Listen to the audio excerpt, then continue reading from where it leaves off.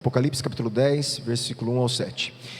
Vi outro anjo forte descendo do céu, envolto em nuvem, com um arco-íris por cima de sua cabeça. O rosto dele era como o sol e as pernas eram como colunas de fogo. O anjo tinha na mão um livrinho aberto. A gente viu um pouquinho a semana passada o que é esse livrinho aberto, né? Conectado com aquele livro que estava selado e estava sendo aberto. Pôs o pé direito sobre o mar e o pé esquerdo sobre a terra e gritou com forte voz, como ruge um leão. E quando ele gritou, os 7 trovões fizeram soar as suas próprias vozes. Logo que os 7 trovões falaram, eu ia escrever, mas ouvi uma voz do céu dizendo, guarde em segredo as coisas que os 7 trovões falaram, não escreva nada. Vimos também que isso aqui é uma mensagem, por não falar, a mensagem é justamente de soberania. A mim pertence todo o conhecimento. Deus está falando, nem tudo vai ser aberto, nem tudo vai ser revelado. Então é um controle completo da história, não pertence à igreja toda, pertence ao próprio Deus. Ele dá a conhecer a gente o que Ele quer. Essa é a grande questão, né? Versículo 5. Então o anjo que vi em pé sobre o mar e sobre a terra levantou a mão direita para o céu. E aí ele faz um juramento aqui. E jurou por aquele que vive para todo sempre, o mesmo que criou o céu, a terra, o mar e tudo que neles há, dizendo, já não haverá demora. Também vimos uma outra interpretação desse texto, que a gente vai ver mais para frente de novo, tá?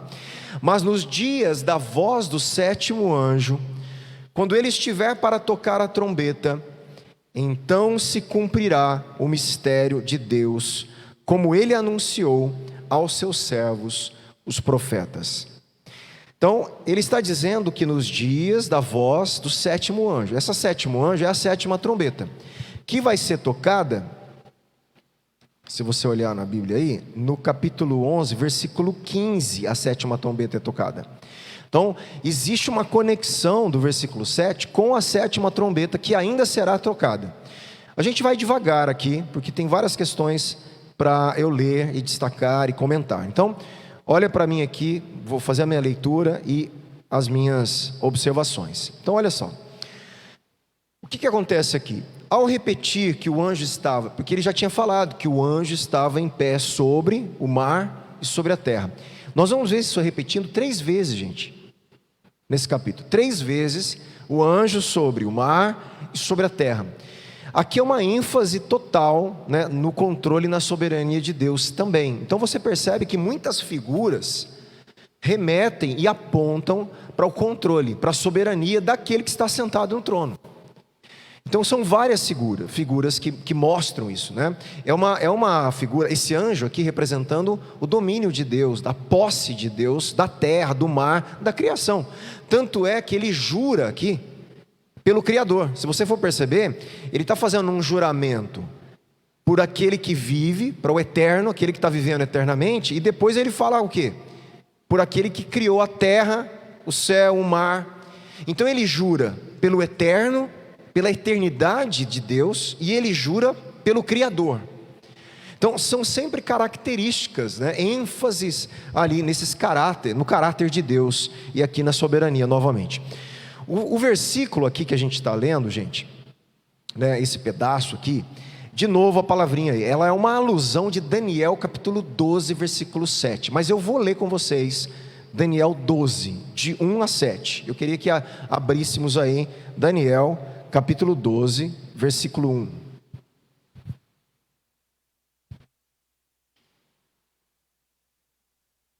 Diz assim, essa visão de Daniel, ela acontece, gente, 530, está sendo escrito mais ou menos 530, 535 antes de Cristo. Tá? Então existe coisas que Daniel recebeu de Deus que são relacionadas aos finais dos tempos. Muita coisa que está falando em Apocalipse tem a ver com Daniel. Daniel 7, Daniel 9, agora Daniel 12, olha que interessante. Vamos ler devagar para você, faça as conexões para você entender. Versículo 1, nesse tempo se levantará Miguel, o grande príncipe, o defensor dos filhos do povo de Deus. Olha só, nesse tempo vai se levantar Miguel, um defensor do povo de Deus. Só que o que vai haver nesse tempo? Haverá tempo de angústia como nunca houve. Esse é um texto falado como aquele texto um dos textos que falam desse momento de uma grande tribulação, de uma tribulação que nunca ocorreu. Desde que existem nações até aquele tempo. Mas, naquele tempo, o povo de Deus será salvo, todo aquele que for achado inscrito no livro. Por isso que alguns, aqui eles entendem, salvo do quê? Da tribulação? Não, porque você vai ver embaixo que eles vão sofrer, né, nesse tempo. Muitos dos que dormem no pó da terra ressuscitarão. Então você percebe, não existe muita cronologia. Porque se a gente for colocar isso aqui em cronologia, não dá muito certo, porque de repente ele volta para a tribulação, e ele fala da ressurreição. Existe um jogo de metáforas e de coisas que não está em sequência certinho, tá? Então, muitos que dormem da terra ressuscitarão, uns, olha que interessante, uns para a vida eterna, e outros para a vergonha e horror eterno. Então você percebe aqui que é um texto interessante que fala da ressurreição dos ímpios também.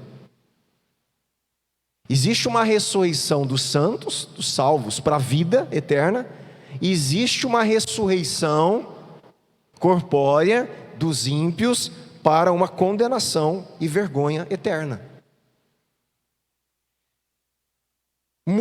3. Os que forem sábios resplandecerão como o fulgor do firmamento, e os que conduzirem muitos à justiça brilharão como as estrelas sempre e eternamente. Aí olha só o que é falado para Daniel, versículo 4. Quanto a você, Daniel, encerra as palavras e sela o livro. Até quando? Até o tempo do fim. Muitos correrão de um lado para o outro, e o saber se multiplicará. Então eu, Daniel, olhei, e eis que outros 2 estavam em pé, às margens do rio, um de cada lado. Um deles perguntou ao homem vestido de linho que estava sobre as águas do rio: quando se cumprirão essas maravilhas? Você percebe que sempre tem alguém que está perguntando: Deus, até quando? Quando vai se cumprir? Não é a curiosidade do ser humano. Quando vai acontecer essas coisas? Então Daniel, né, alguém aqui pergunta e quer sanar uma curiosidade que com certeza também era de Daniel. Agora, olha que interessante a resposta, versículo 7. Então ouvi o homem vestido de linho que estava sobre as águas do rio. Lá tem um anjo sobre também, um pé na água e um pé na terra. Aqui alguém sobre as águas do rio. Ele levantou a mão, lá o anjo levanta a mão e jura. Aqui também tem um juramento. Levanta a mão direita e a esquerda ao céu e jurou por aquele que vive eternamente. Lá o anjo jura por aquele que vive eternamente. Gente, isso eu insisto. Por que um escrito 600 anos depois, sabe que são 600 anos, 600 anos depois, a hora que ele vai escrever, ele usa palavras iguais. É aquilo que eu tenho falado de como funciona a literatura hebraica e apocalíptica. Ela faz entrelaçamentos. Essas alusões que esse texto que nós estamos lendo de Apocalipse está fazendo de Daniel, é para a gente ler Daniel. Não adianta passar por essa passagem sem ler Daniel. Está claro que o texto está conectado com Daniel 12. Está claro que existe um cumprimento de Daniel 12. Está claro que algumas coisas a gente vai buscar e algumas coisas estão sendo desenvolvidas a partir de Daniel 12. A gente não pode ler Apocalipse 10,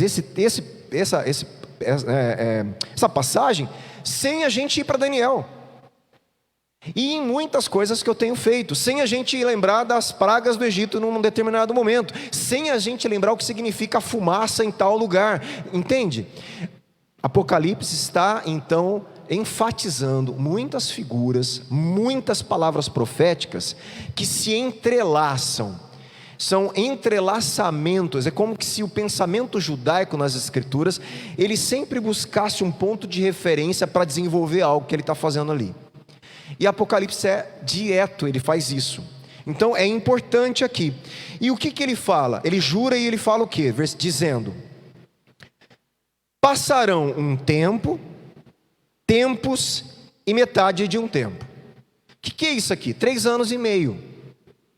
São os 3 anos e meio de tribulação, que não necessariamente são literais. Tanto é que aqui nem literal está falando tempo, tempos e metade de um tempo. Porque na verdade é uma marcação justamente do período desses cumprimentos. Existe então esse número, por isso que ele se repete em Apocalipse, porque esse número ele vai remeter a gente aos acontecimentos que estão sendo profetizados em Daniel. Ele tem mais esse sentido do que estabelecer cronologia. Ele tem mais o sentido de te levar a Daniel e falar: lembra do que está acontecendo lá em Daniel, porque agora está se cumprindo aqui. O tempo lá que Deus falou a Daniel, você não vai saber, está selado. Deus está abrindo o que está acontecendo agora. O selo está sendo aberto, está sendo esclarecido coisas que para Daniel não foi esclarecido. Passarão um tempo, tempos e metade de um tempo, e quando tiverem acabado de destruir, olha aqui que interessante, quando tiverem acabado de destruir o poder do povo santo, a perseguição à igreja. Quando a tribulação, né, naqueles filmes, né, do arrebatamento lá, a igreja foi tirada e quem está sofrendo a tribulação é os que ficaram ali e tal. Aqui não, gente. Quem está sendo destruído no período de 3 anos e meio, nesse período de tempo, tempos e metade do tempo, é o povo santo de Deus. Quando tiverem acabado de destruir o poder do povo santo, estas coisas se cumprirão. Então a perseguição está justamente conectada, a perseguição à igreja e o restante dos mártires que precisavam ser mortos está conectado justamente nesse momento que está falando de Daniel. E agora, entrando nessa fase em Apocalipse, porque a gente vai entrar na fase agora, depois da perseguição. Da besta, né, do falso profeta, da mulher fugindo para o deserto, Deus guardando, tudo figuras que a gente vai ver ainda, tem muita coisa ainda, muito pano para manga, mas que é muito interessante. Então, o que nós vamos ler de novo em Apocalipse 10 está conectado com Daniel 12, entenderam? Muita conexão aí, finais dos tempos, há uma perseguição, ele fala da ressurreição, ele jura, falando que coisas vão acontecer. Então existe coisas assim muito entrelaçadas. Essa é a palavra aí que a gente pode usar. Então, voltando em Apocalipse. O versículo então é uma alusão a Daniel 12, como a gente já viu. Era comum, gente, o ato de levantar a mão, a gente sabe, para juramento até hoje ali em tribunais, né? Levanta a mão, põe na Bíblia a mão, aquela coisa de juramento. Eu estou jurando aqui, eu me comprometo com o que eu estou falando. E essas figuras celestiais, eles estão comprometidos com o que eles estão falando. Eu estou jurando diante do Eterno.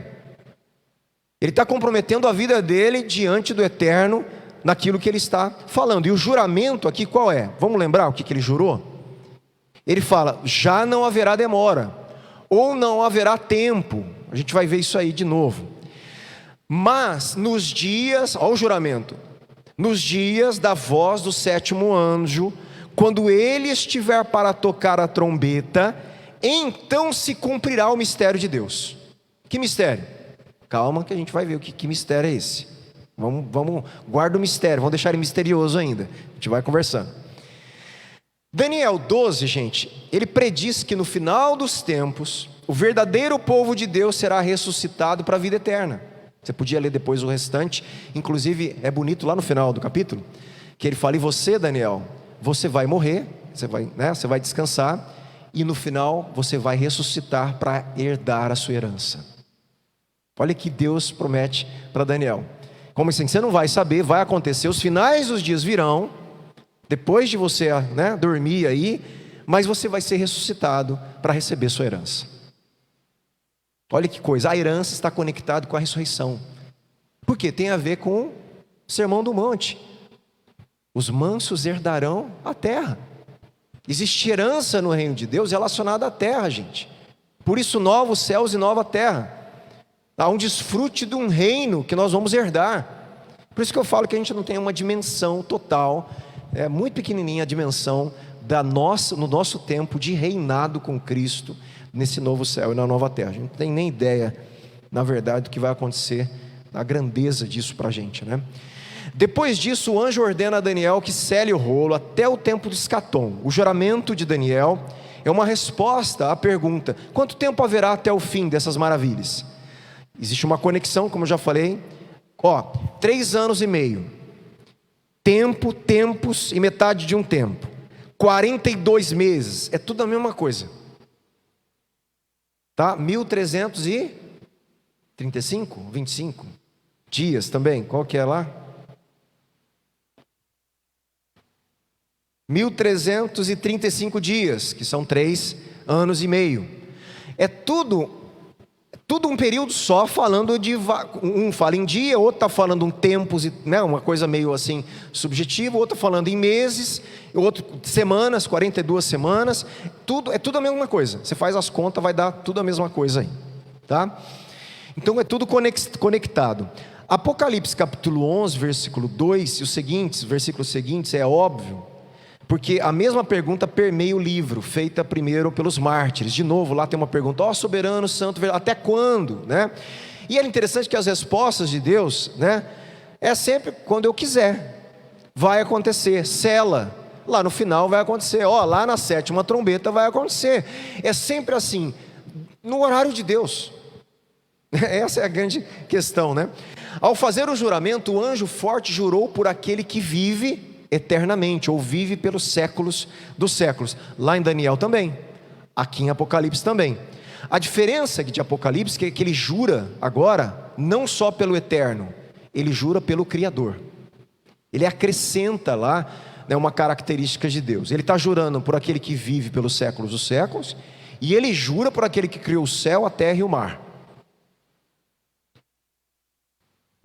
O Antigo Testamento, né, uma das formas mais comuns do juramento, não sei se você vai lembrar de passagens assim, que os profetas, homens falavam assim: tão certo como vive o Senhor, tão certo, é uma expressão de juramento do Antigo Testamento, tá certo? Ao pronunciar essas expressões, né, os que fazem o juramento, o que eles fazem, gente? Eles se colocam debaixo do poder, presta atenção, e do juízo de Deus, que foi invocado e reconhecido como testemunha da validade da promessa. Então, quando você falava tão certo como vive o Senhor, você estava invocando a justiça de Deus e Deus como sua testemunha. E se você estivesse falando verdade, você estava falando assim, mentira, Deus pode me julgar pelo meu falso testemunho. Eu estou invocando a veracidade do próprio Deus sobre aquilo que eu estou falando. Então era um negócio sério. E esses seres celestiais estão invocando, eles estão se comprometendo a vida deles e falando: eu juro pelo eterno, pelo Criador. O que ele está falando? Se eu estiver falando alguma coisa falsa, ele pode me exterminar, ele pode me julgar, ele pode me sentenciar. É a minha vida que está em jogo aqui, porque eu estou jurando pelo eterno. Ele é testemunha daquilo que eu estou falando. Então, coisa certa. Por isso que a Bíblia fala: não jura, né? É melhor não jurar, né, do que falar coisa que não deve aí, né? A eternidade de Deus é a base central para o caráter dessas proclamações, né? O restante do juramento, como eu já disse, ele vai além de Daniel. Não está lá, lá de Daniel não jurou pelo Criador. Aqui ele está jurando pelo Deus Criador, que é um tema importantíssimo do Apocalipse que a gente está vendo também. Em Apocalipse 10, 1 e 2, o anjo, o que ele está fazendo? Ele desce do céu, colocando o pé sobre o mar, a terra, simbolizando de novo o domínio divino sobre tudo que existe. Agora vemos também que ele criou tudo que pertence a cada uma dessas esferas. Então existe um anjo representando Deus, falando: isso aqui é posse de Deus. Quando ele jura, ele está falando: é posse porque ele criou tudo. Ele criou o céu, ele criou a terra e ele criou o mar. Eu estou jurando por esse Deus eterno, criador de todas as coisas. A mensagem que o anjo traz culmina na história da redenção. A gente vai ver que tem a ver com o mistério que está sendo revelado, que a gente vai ver ali mais para frente. Em Daniel, ainda 12, a grande questão é, até quando, né? Até quando vai estar isso aí? Deus que sabe. No versículo 7, o tempo do cumprimento está relacionado à expressão, como eu já disse, um tempo, tempos e metade de um tempo.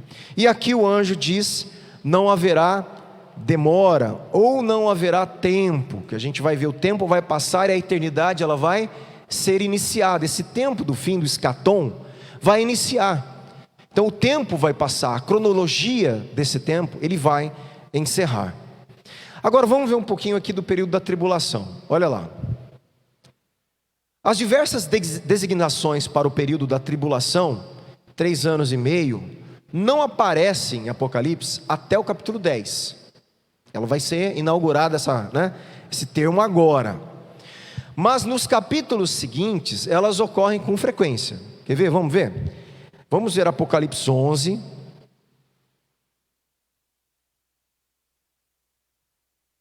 Versículo 2. Vamos ver se é isso mesmo.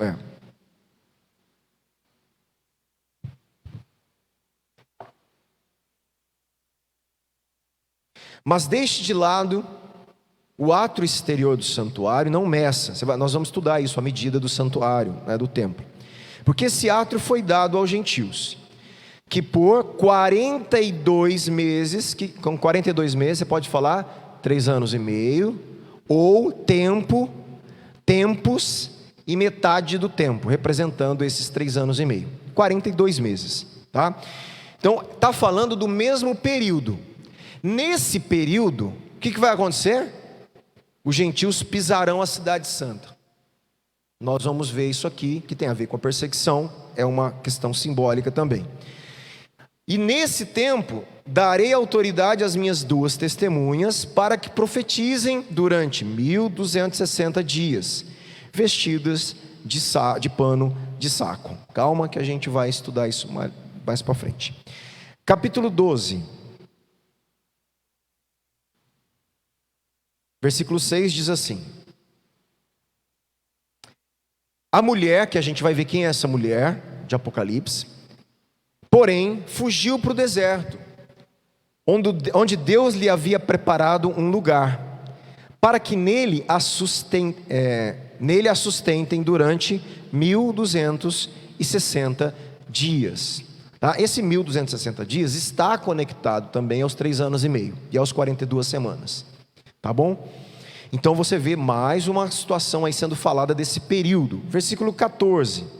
Mas foram dadas à mulher as 2 asas da grande águia, para que voasse para o deserto, para o seu lugar, aí onde é sustentada durante um tempo, tempos e metade de um tempo, fora do alcance da serpente. Então existe um sustento de Deus, mesmo nesse momento, para essa mulher, que a gente vai ver o que está acontecendo aqui, tá bom? Conectado a esse mesmo tempo de Daniel, a esse mesmo momento da tribulação, tá? Esse momento que está acontecendo. Nós vamos ter que, aos pouquinhos, ver isso aí. Capítulo 13, versículo 5. Foi-lhe dada uma boca que proferia arrogâncias e blasfêmias, e foi-lhe dada autoridade para agir durante 42 meses. A besta, ela está tendo autoridade para fazer o que ela tem que fazer ali, tá? E o que ela vai fazer? Versículo 6. A besta abriu a boca em blasfêmias contra Deus, nesse período da tribulação de Daniel, para lhe difamar o nome e difamar o tabernáculo, a saber, os que habitam no céu. A gente já falei aqui que habitantes do céu é uma figura de linguagem para a igreja, porque habitantes da terra são os ímpios, os habitantes do céu são aqueles do reino de Deus que estão vivendo na terra e estão sendo agora blasfemados pela besta, assim como o próprio Deus.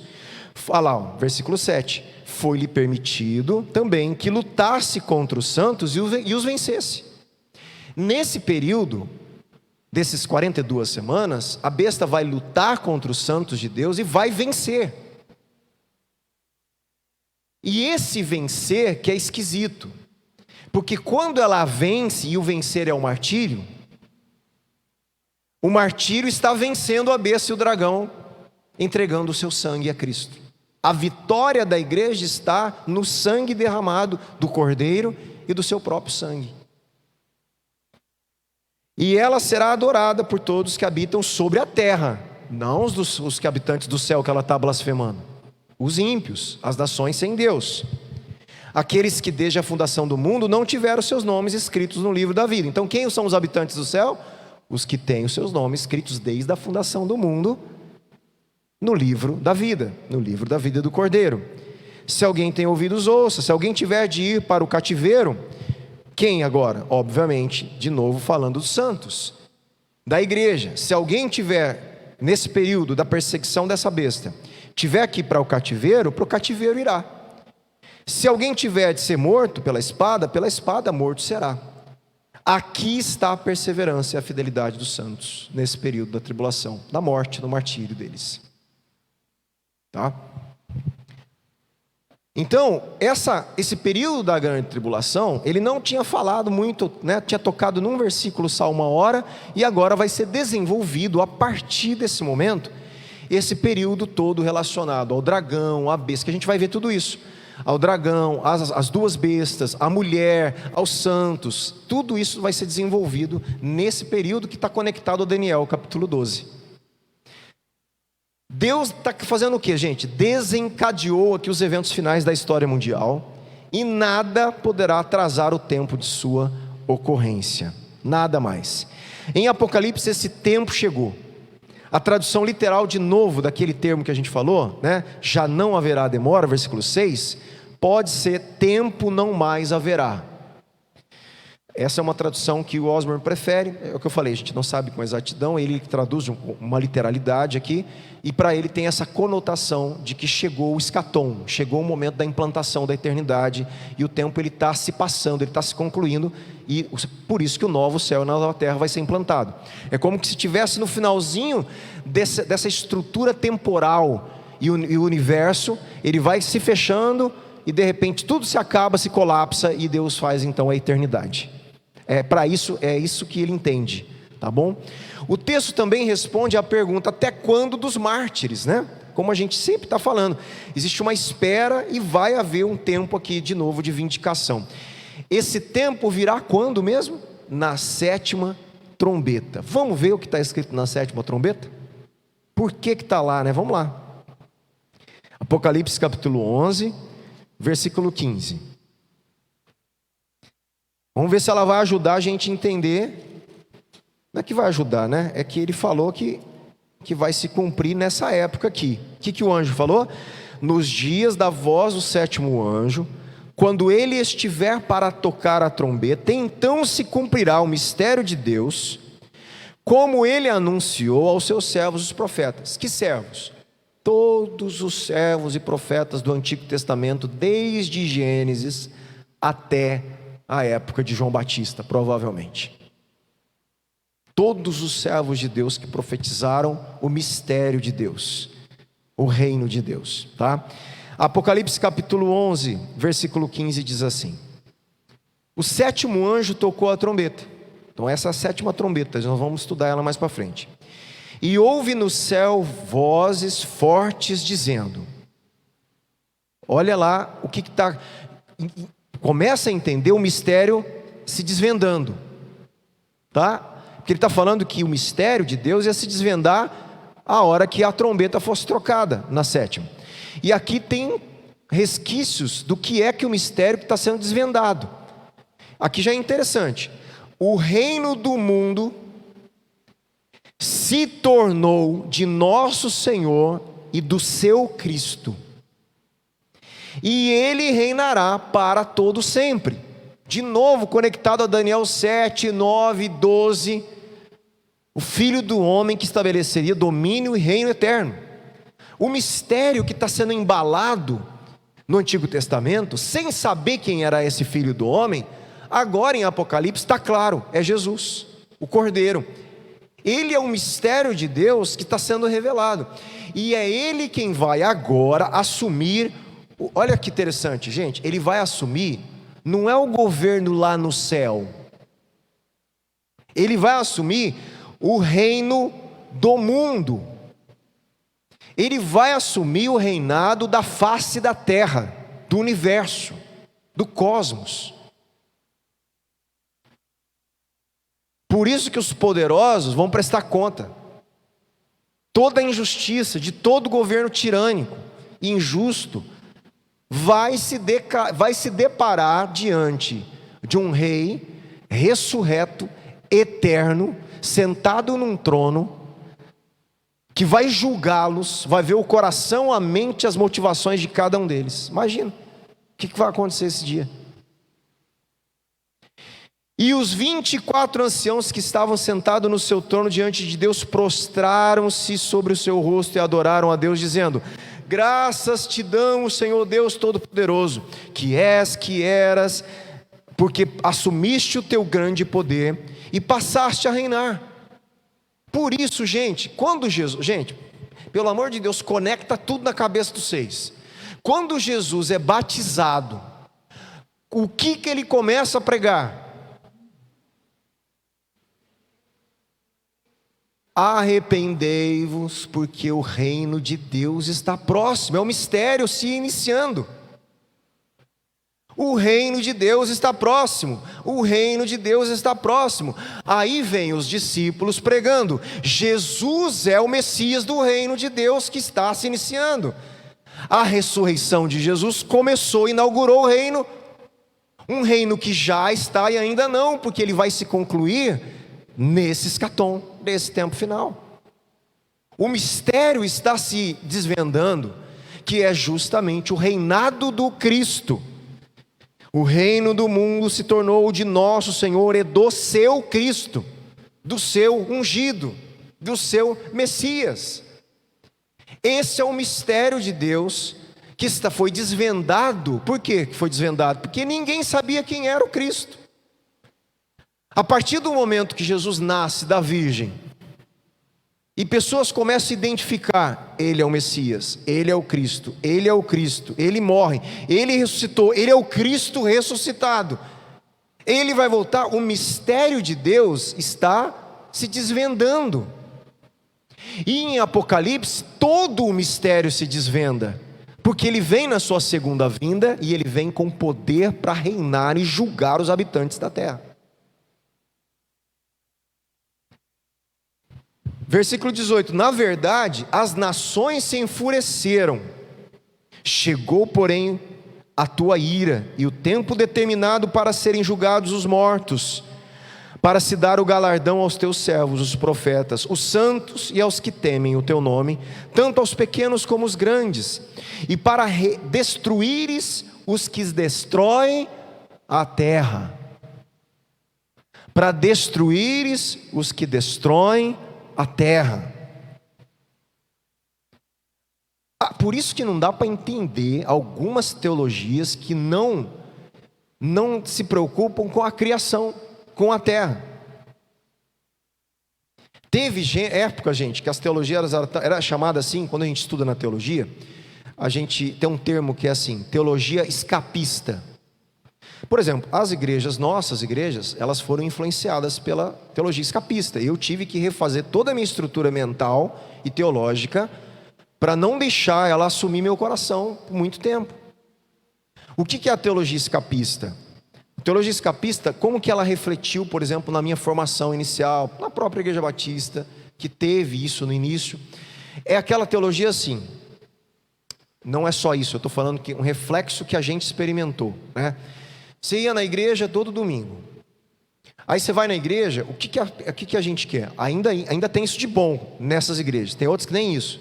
Mas o que tinha? Tinha um incentivo ao evangelismo. Aí a pessoa, você evangeliza, ela é salva, ela vem para a igreja.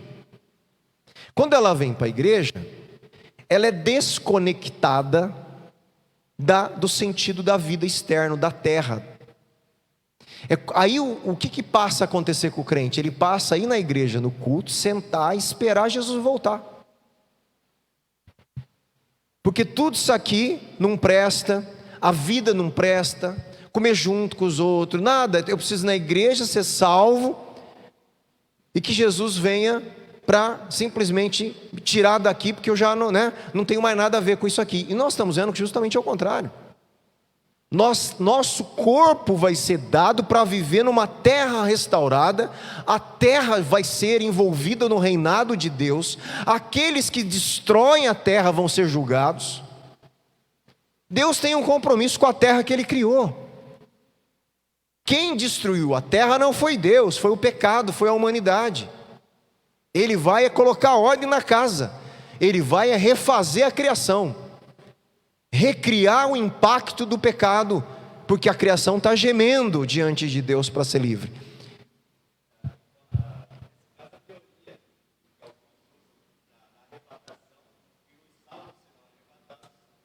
Não, está certo, o arrebatamento. Então, as duas coisas vão acontecer. Tem um movimento que são duas coisas acontecendo simultaneamente. Para uma linha, é o que eu estou falando, o arrebatamento acontece para depois a igreja voltar e o reinado de Deus eterno se estabelecer. São linhas assim. Tem uma outra linha que o arrebatamento nada mais é do que o encontro nos ares dos salvos, já para vir estabelecer o reino de Deus numa coisa tão imediata. Só que independente, esse encontro, ele vai acontecer, seja separado, como alguns acreditam, seja em um evento só. Mas o que acontece, talvez, o que você pode falar, é que as pessoas pensam no arrebatamento como uma retirada da terra e uma desvinculação para um céu etéreo, sem corpo, e a gente viver como uma alma penada no céu, né?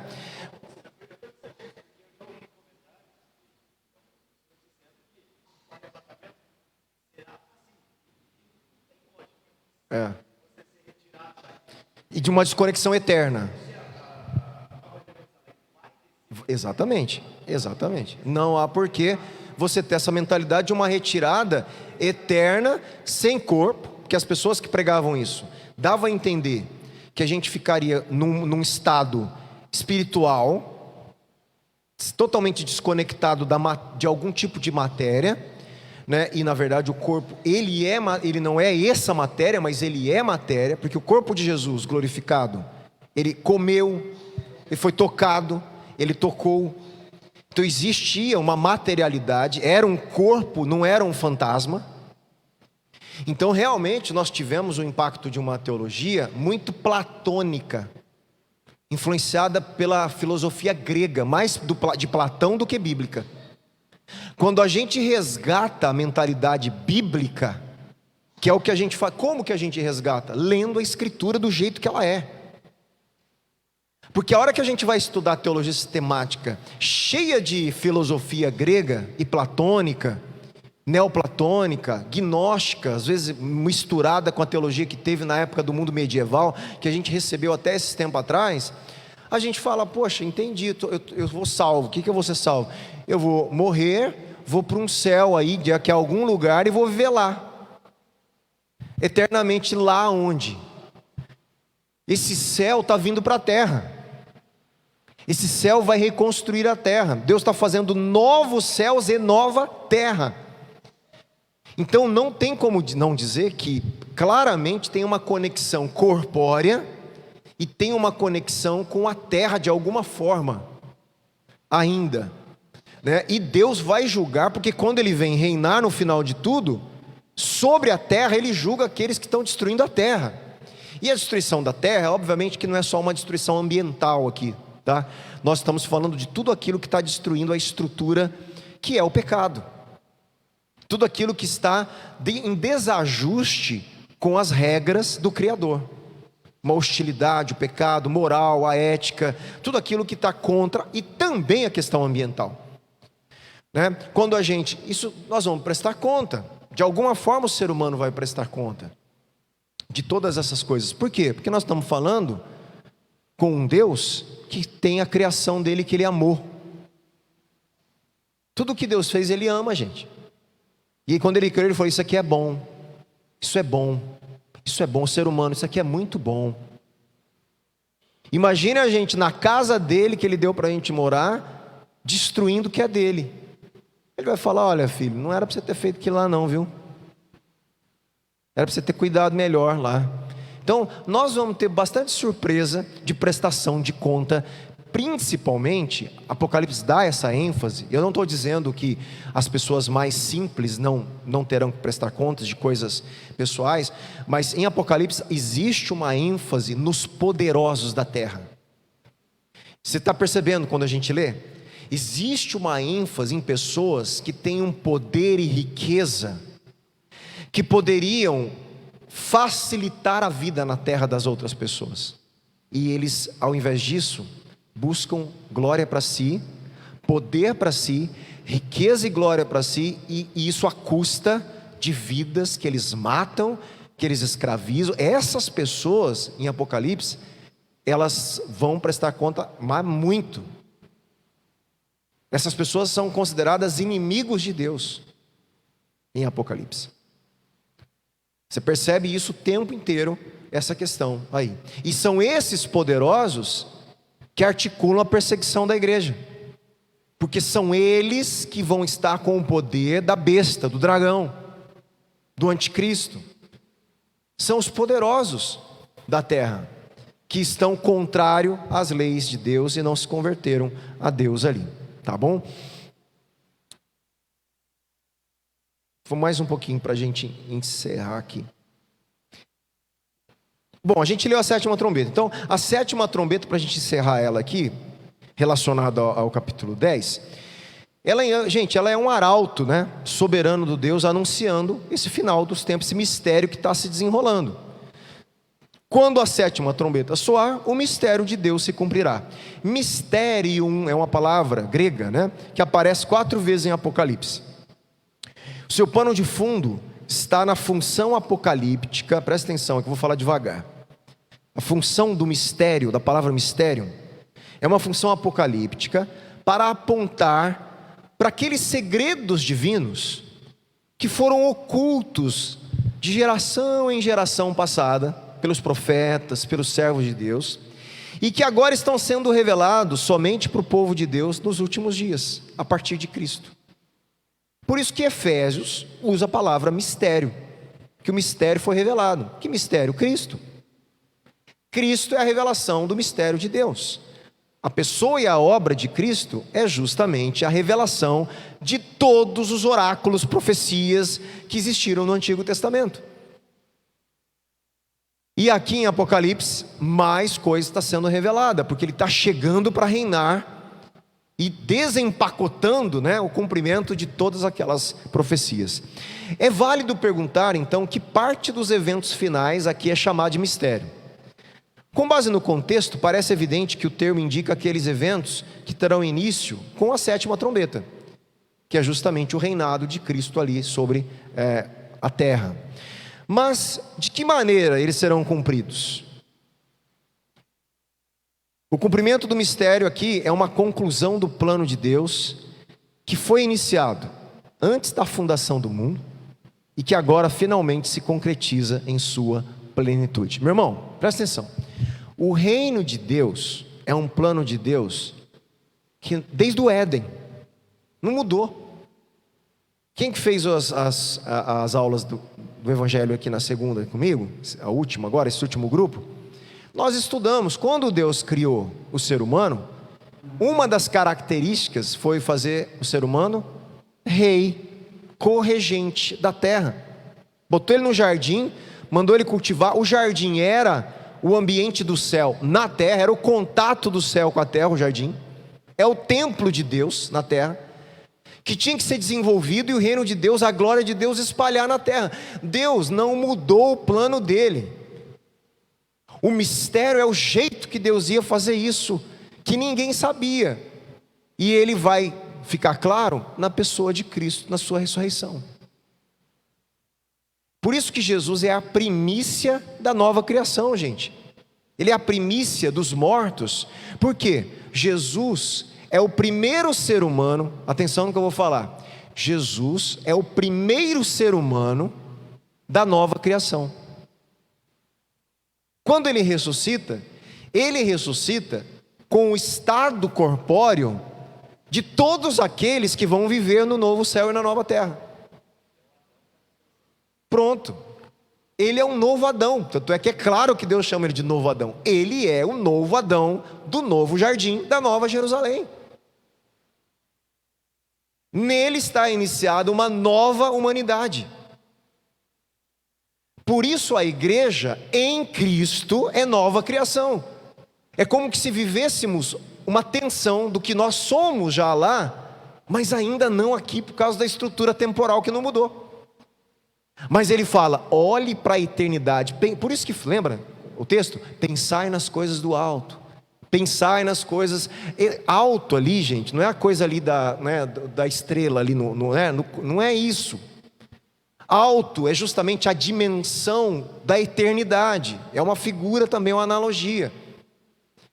Pense nas coisas da eternidade, nas coisas de Deus, nas coisas de Cristo, do alto, nesse sentido. Por quê? Porque vocês não são mais dessa terra, dessa constituição da terra. Vocês já são a humanidade do novo céu e da nova terra. Em Cristo vocês são nova humanidade. Se a gente entendesse isso de verdade e vivesse isso, nós seríamos seres humanos melhores. Porque a gente entenderia que o nosso pé não está aqui mais. Que a nossa vida já está conectada com o novo céu e a nova terra. Já está conectada com o nosso futuro. Que os nossos valores, aquilo que motiva a gente, deve estar conectado com o Cristo ressurreto, com o novo céu e a nova terra, com aquilo que lá vai ser valorizado e não aqui mais.